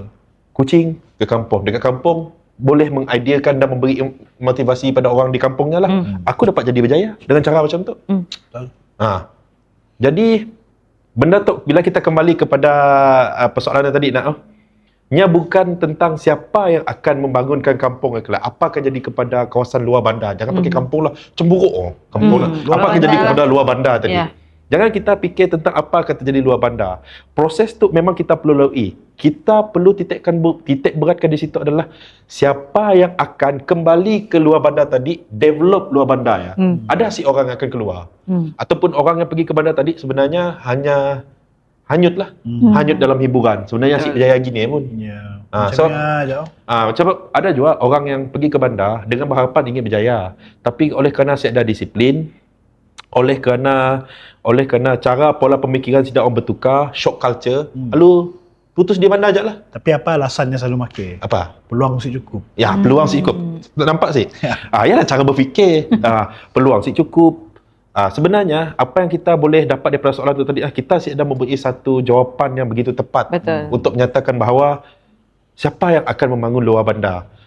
Sebab soalan yang kritis macam tu sebenarnya bukan mok nangga betul atau siapa dan siapa, bukan. Tapi persoalan yang kita boleh timbul daripada persoalan yang diberikan tadi adalah adakah ada belia yang dah berjaya di bandar mau balik ke kampung dan cuba ubah sektor ekonomi dan pembangunan yang ada di desa tadi di luar bandar tadi. Ada sih. Dengan cara pemikiran kita zaman tu, ada sih orang yang akan kembali ke desa tadi untuk membangunkan luar bandar ya. Macam dia bagi kau Ash. Jawapan aku lah. Nya ada, cuma cukup. Cukup. Cukup. That's why In my opinion, bilanya cukup, nya akan menjadi sebuah beban sebenarnya. Sebab beban tu harus dikongsi. Sama, mungkin dalam 5 ke 10 individu yang berfikiran sama. Tapi seorang je yang belum mampu mengubah fikiran let's say 9 orang dalam bilik tu lah, nya akan rasa beban. Jadi nya pun akan ada rasa macam maybe aku patut balik je ke kampung. Jangan fikir gila nak pindah keluar ataupun nak ke mentas desa lah, nyamuk sia aja. Nyamuk stay dekat comfort zone lah tu orang. So maybe perhaps ia akan mengakis yang pun keyakinan lah. Jati diri yang pun rasa macam siapa tu. Ia pun akan sebuah masalah yang agak pertinan lah dalam masyarakat kita, sebab selalu kita dengar Gen Z tu daripada strawberry generation kah? Is it the one? Strawberry rupanya kerasa tapi tegur sikit lah, lemah lintu. So dia pun sangat wujud juga dalam kalangan orang luar bandar, sebab ada kedaknya nya pun makanannya adalah blue screen ataupun phone-nya. Jadi bila nya dah consume semua benda tu, nya pakai mindset first world, whereby nya ingat masalah ya sama dengan nya ingatnya sama level dengan masalah ya. Sebenarnya dalam reality kau masih orang luar bandar. So sebenarnya masalah si relevan pun dengan kau. But kau ingat benda yang dapat diterap dalam hidup kau. So sometimes ukur baju di badan sendiri. You need to understand. Bila kau dah ada mindset macam ya, bila kau dapat tarik diri, you will understand that going out not necessarily is a success. And then bila kau balik kampung, kau mesti tahu apa yang kau boleh contribute. Sebab kita banyak pemimpin yang keluar, yang menolong kampung-kampung luar bandar atau semua, dia akan balik kepada komunitinya. Something as simple macam kita nak orang MP malah jaya untuk pasangkan betul. Ataupun pasang street light yang pun benda-benda kecil, rupanya kecil, tapi so impactnya long lasting. Betul. So benda something as small lah. Kadang-kadang saya ada bekalan elektrik, saya ada air, saya ada air bersih. So benda-benda macam ni banyak membuah debat lah antara orang kita tu, especially belia yang rasa dirinya dapat contribute. Sebenarnya nya belum cuba, belum tahu. Betul. Belum cobanya belum tahu, nya belum engkah lagi diri yang di posisi lah.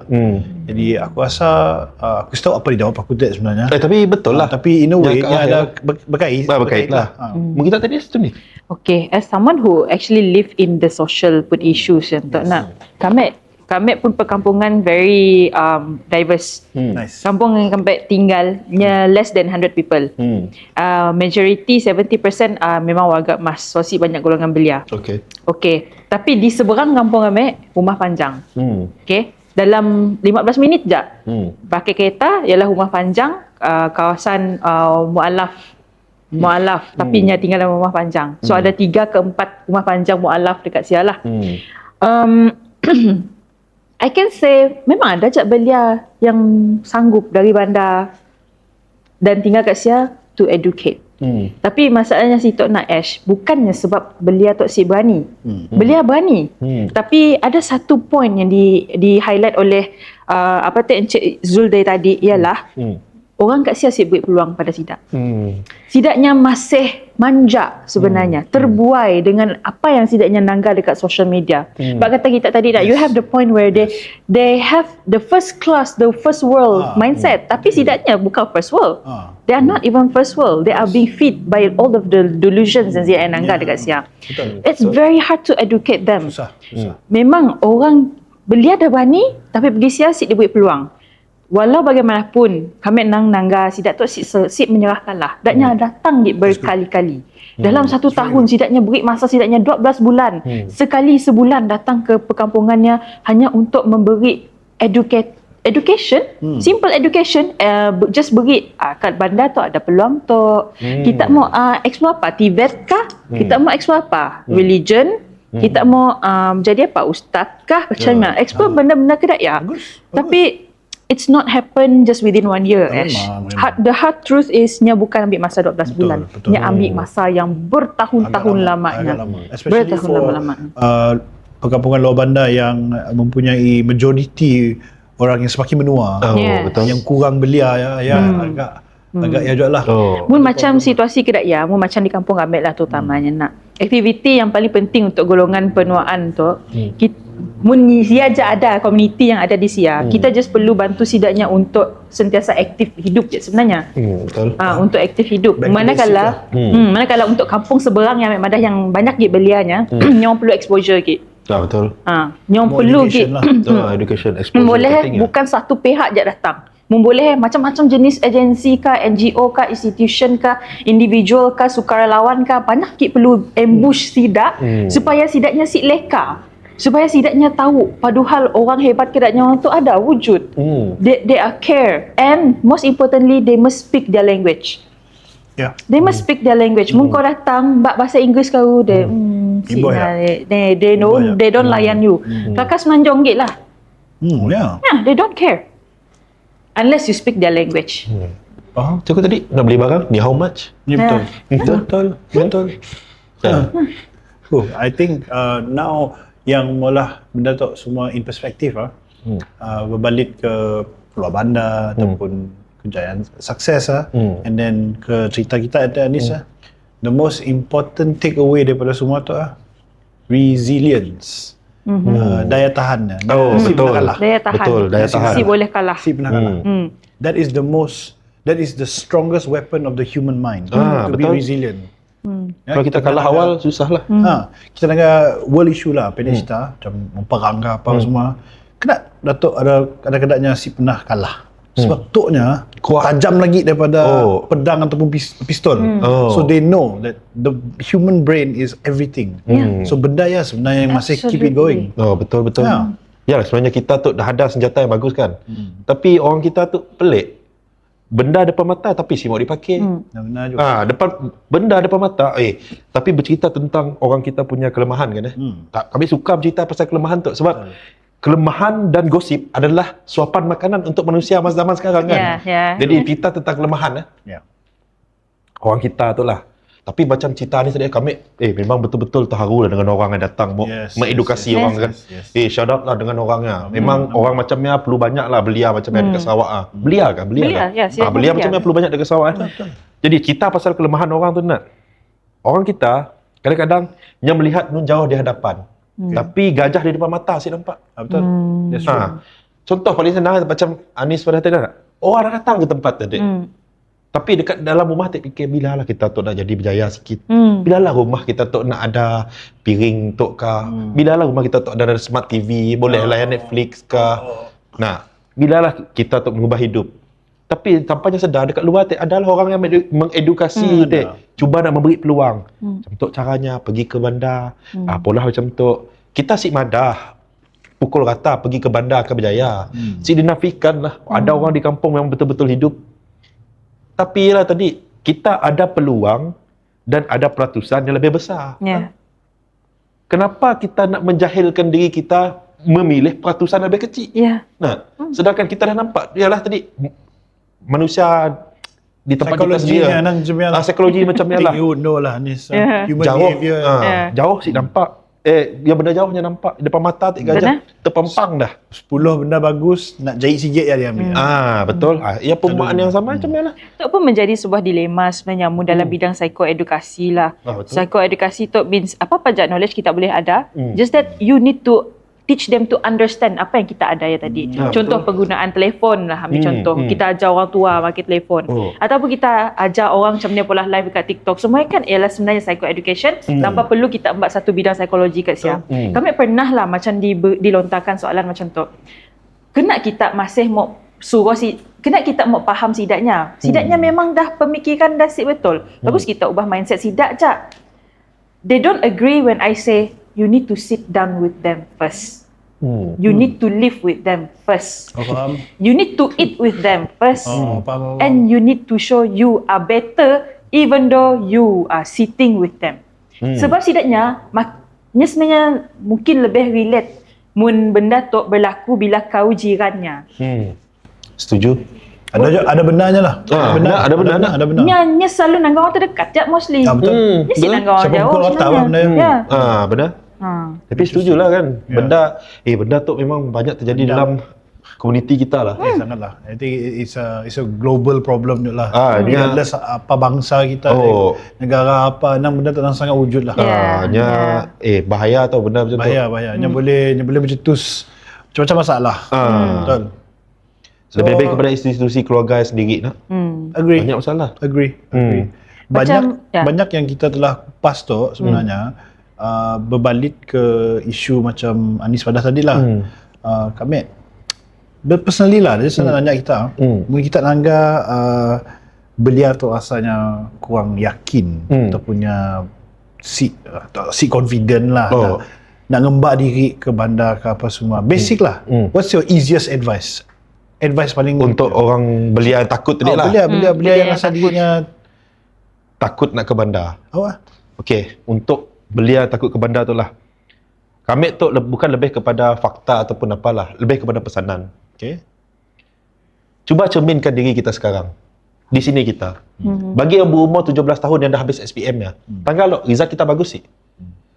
Result kita bagus, kita ada jalan macam tu. Result kita si bagus, kita ada jalan macam tu. Kita perlu, benda pertama perlu dibuat adalah cerminkan diri anda. Self-reflection. Cerminkan diri anda. Apa yang aku dah ada sekarang? Apa pencapaian aku ada sekarang? Bagi yang umur 17 tahun tadi lah.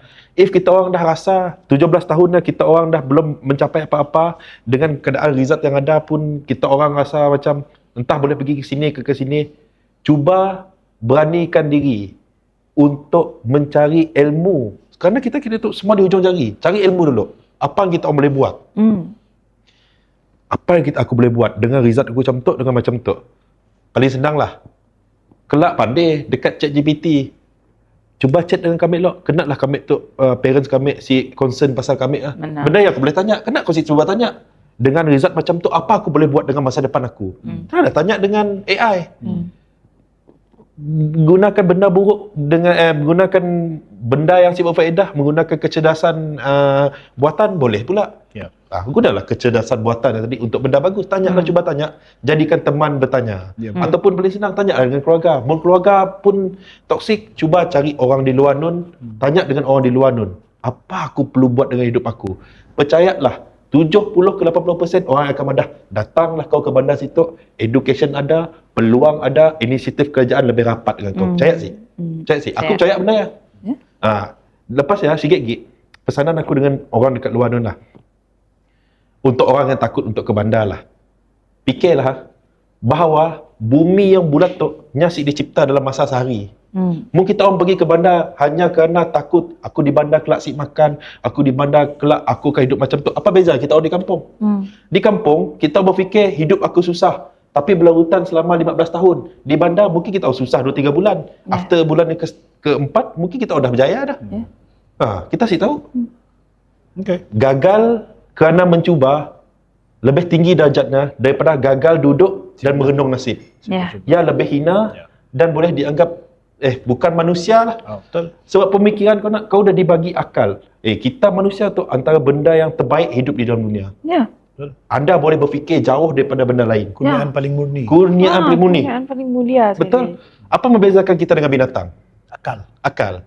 Adakah kehidupan kita duduk dan merenung nasib yang adalah cara orang yang berakal hidup? Sik lah. Bagi aku, orang yang duduk dan hanya merenung nasib tu bukan cara orang yang berakal. Betul. Dia kerak namanya.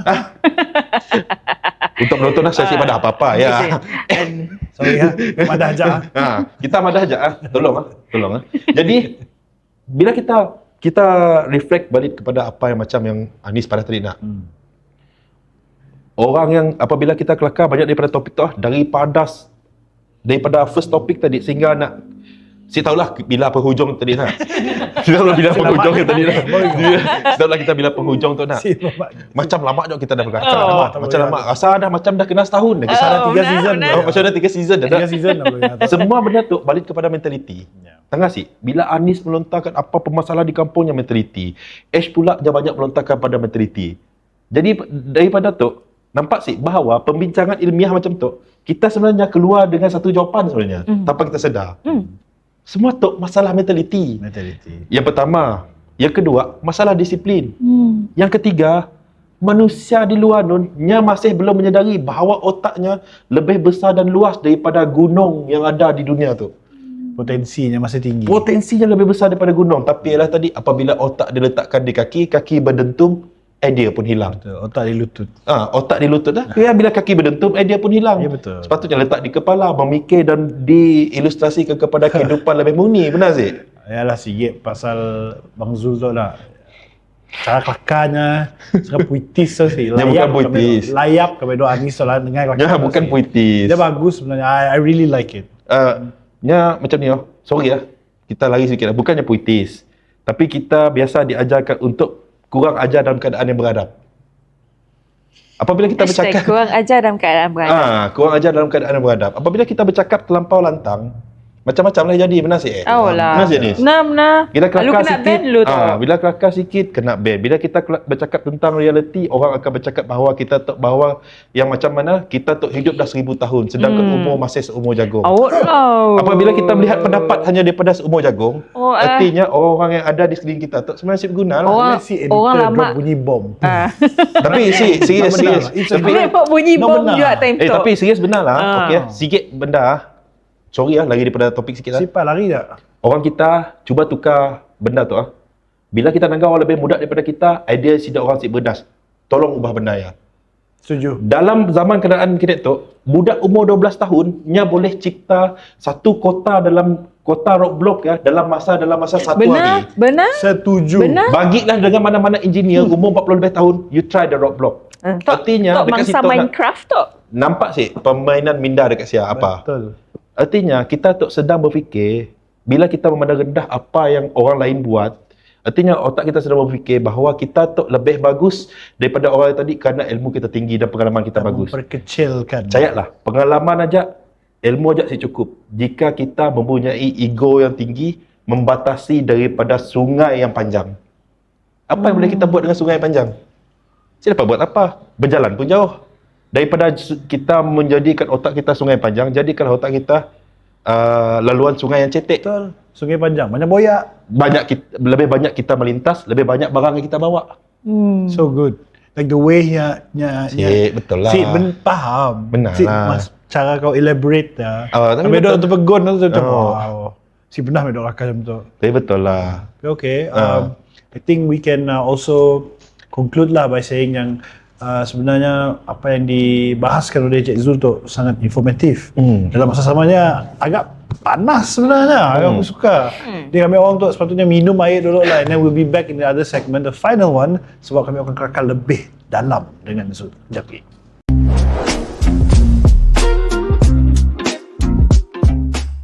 So tadi kita dah berbincang pasal value dan kita pun come out with secara sengaja, unconsciously kita come out with yang kita setuju. Kebanyakan isu yang terjadi adalah disebabkan mentality kan. Kita susah buat move forward because we hold ourselves too much. Dan kita tu terpengaruh gila dengan keadaan sekeliling dan all of the influenza yang si berfaedah dalam hidup kita kan. Influenza. Dengar Influenza. Relax sekali. Kami dah lelah dah ni. Kami dah lelah dengan kami ambil aura tu si. Kami boleh kami kini kami mau kelihatan bijak bercakap, kami mau jadi kedak Abang Zul. Alhamdulillah. Abang Zul tu nang dah idolanya ialah idola sosial serata untuk Gen Z. Banyak perkataan baru lah jadinya itu. Yes, kosakatanya tinggi. Sangat tinggi. Jadi okey lah. Perbincangan kita very fair. Even though we come out with a different statement, tapi kita ada middle ground where kita it's all about because of the pola pemikiran, okay, mindset. Jadi macam daripada pandangan kita lah Cik Zuloh. Apa lagi yang kita perlu pola supaya, contohlah, memang ada belia di dalam kampung ataupun di kawasan luar bandar. Apa aja inisiatif yang sesuai untuk sidaknya tu berkembang dekat Sia tanpa perlu keluar ke bandar. From your perspective lah, from your opinion. Okey, kami akan jawab tu bukan daripada perspektif kami aja. Kita nangga daripada penstrukturan ekonomi di dalam dunia tu lah. Okay, basically untuk membangun tempat yang di mana kurang peluang pekerjaan, kurang penstrukturan ekonomi tu, benda pertama yang perlu dibuat adalah inisiatif ekonomi di kawasan ini sendiri. Contoh, tapi inisiatif ekonomi bergantung kepada jenis kawasan. Jika kawasannya ada beberapa elemen yang boleh diperjuangkan dan untuk dibangunkan, kita tidak dapat buat apa. Kecuali kita ada inisiatif di mana ruang dan kawasan luar bandar dijadikan ruang tempat sokongan. Contoh, kalau dalam term ekonomi, ruang tempat sokongan itu apa? Daerah atau luar bandar ya menjadi tempat penyimpanan barang-barang makan. Nya adalah tempat perindustrian penyimpanan bahan-bahan makan terpakai untuk di masa hadapan jika kita ada berlaku krisis lah. Contoh, tempat yang ada elemen yang boleh kita gunakan untuk jadi pembangunan, untuk dibantu dalam penstrukturan ekonomi, kebudayaan. Contohlah, macam kita Cik Anis kita dari sini asalnya dari Serian lah. Dekat Serian lah, kita ada perkampungan orang Bidayo. Di sana kita dapat bangunkan budaya-budaya orang Bidayo, muzik-muzik orang Bidayo. Benda macam tu hanya adalah salah satu elemen dalam penstrukturan ekonomi.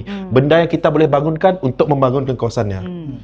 Pelancongan, contoh di tempat tadi banyak kawasan itu Jun. Kita boleh naikkan kawasan benda yang jika kita dah kukuh dengan penstrukturan ekonomi yang ada, jadi benda yang tadi dapat membantu belia si perlu pergi ke bandar. Namun, adakah kita dah mencapai tahap penstrukturan ekonomi yang ada? Benda tu jangan salah faham orang kepada pendengar, jangan salah faham. Macam apa statement yang saya bagi tadi, bukan menyalahkan pihak kerajaan. Sebenarnya maksud saya pihak kerajaan dapat nak meneruskan benda tu menjadi lebih hebat kerana keterbatasan orang kita sendiri. Contoh di Sarawak, berapa besar Sarawak? Punya bangun ke semua tempat di luar bandar. Ujung di dalam tempat pemerintahan di pusat bandar tu kelak, ujung kita semua berjalan kaki, jalan sedah. Macam ni lah orang nak berurusan tentang negeri kita. Macam ni lah orang nak berurusan tentang kelancaran pengurusan negeri kita. Jadi hanya perlu fokus kepada satu tempat dulu. Kerana kita belum dapat menerima kalau ada penstrukturan ekonomi macam tu. Orang kita, bandar kita tu di Kuching tu, contoh kita ambil dekatlah Kuching masih memerlukan orang. Percaya sih? Percaya. Sebab contoh kalau ada orang di situ, semua orang dapat menghidupkan ekonomi seorang di tempat masing-masing, nya akan jadi kembali kepada zaman abad ke-14 di mana zaman ketamadunan Andalusia tu jatuh. Kenapanya jatuh? Kenapa terlampau banyak bandar besar? Banyak bandar besar dan mempunyai perstrukturan kepimpinan sendiri. Ya ke terjadi kalau di tempat kita tu. Jadi Kelompok lah. berkelompoknya akan jadi berkelompok dan jadi peperangan kerana terlampau banyak pendapat. Macam kita situ, kita boleh, tapi cara pemikiran, perstrukturan ekonomi kita belum wajar ke arah ya. Ya jawapan kami lah. Yang belum wajar kita ibuh lain lah. Kini tu kita ajak bertuhankan komen di media sosial. Hidup kita pun bergantung kepada komen orang di media sosial. Hala tuju hidup kita bergantung kepada komen. Bukan bertuhankan Tuhan, bertuhankan komen orang. Mun orang madah pakai baju merah hari tu, lu baju merah lah belinya. Benar. Benar sih? Benar sih? Jadi kita belum ada tahap kewajaran dan tahap kesesuaian kita untuk melangkah ke alam perstrukturan ekonomi macamnya masih belum sesuai. Jadi untuk pada kami lah, untuk soalan tadi sebenarnya kami seeda pun menjawab terus ke soalannya. Cuma saranan daripada kami tadi, boleh je kita kalau kita nak berada ke Sinun dan kita dapat membangun di kawasan tempat kita sendiri. Tetapi kita perlu ingat, jika kita boleh, adakah orang sekeliling kita boleh? Adakah pemikiran orang sekeliling kita udah dapat menerima situasi yang kita inginkannya? Betul. sih? Ya, berbalik kepada poinnya tadi, orang di tempat tersendiri si menyokong. Betul. Tiada peluang daripada komuniti sivil kita sendiri. Wajar sih cara pemikiran orang di Sia dapat sih membantu if kita nak buat perstrukturan ekonomi tinggi. Takut kelak di Paulah kita bangunan tinggi-tinggi di Sia padahnya bangunan untuk ngaco pemandangan aku pemandangan bukit belakang. Kita sih tahu cara pemikiran orang di luar bandar. Betul. Tok ambil tanah kebun aku. Tok tak ambil tanah kebun aku. Iyalah maksud saya tadi. Soalnya proses edukasi sangat diperlukan lah. Edukasi yang tinggi. Benda tu macam yang Alice cakap tadi nak, yang bukan ambil masa sekejap. Memang akan ambil masa bertahun-tahun.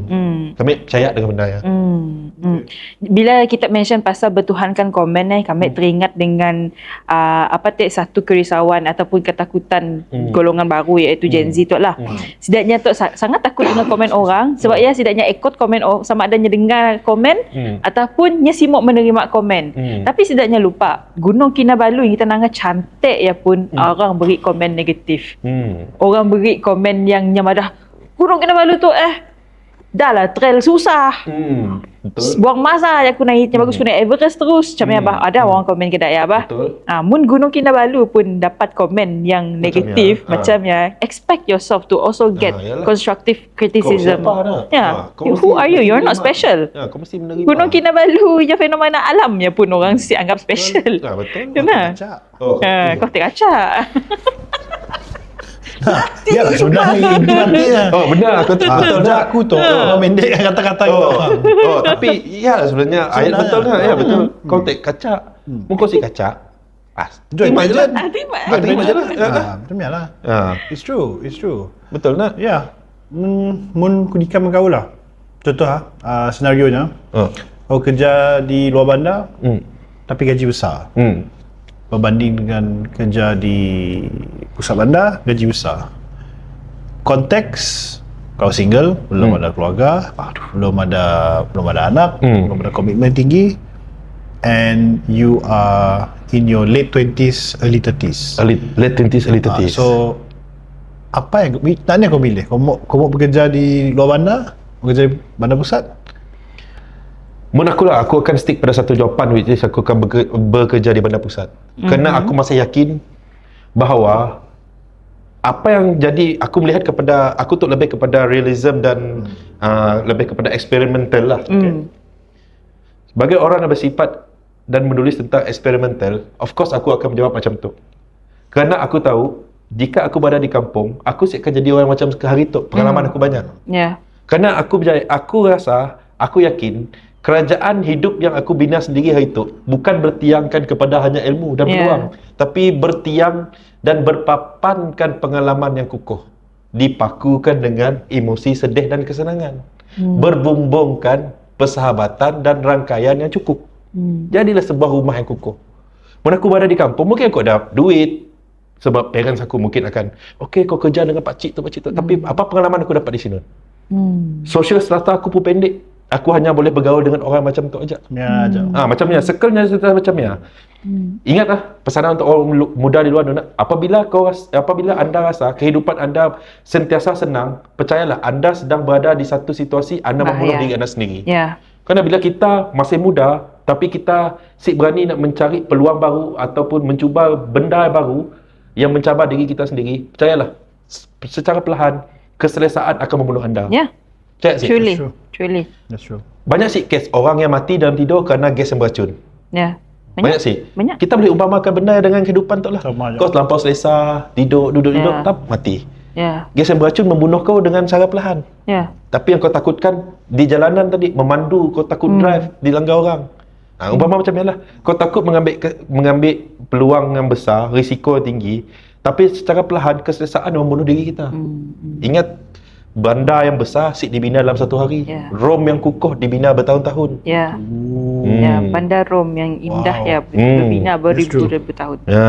Bandar Cordoba menjadi bandar kota ilmu, bukan dibina hanya kerana satu orang, tapi dibina oleh beribu orang yang berilmu. Yang kita mesti ingat. Dan pengorbanan orang besar. Macam mana kita? Kita perlu ke arah fikiran lebih positif lah.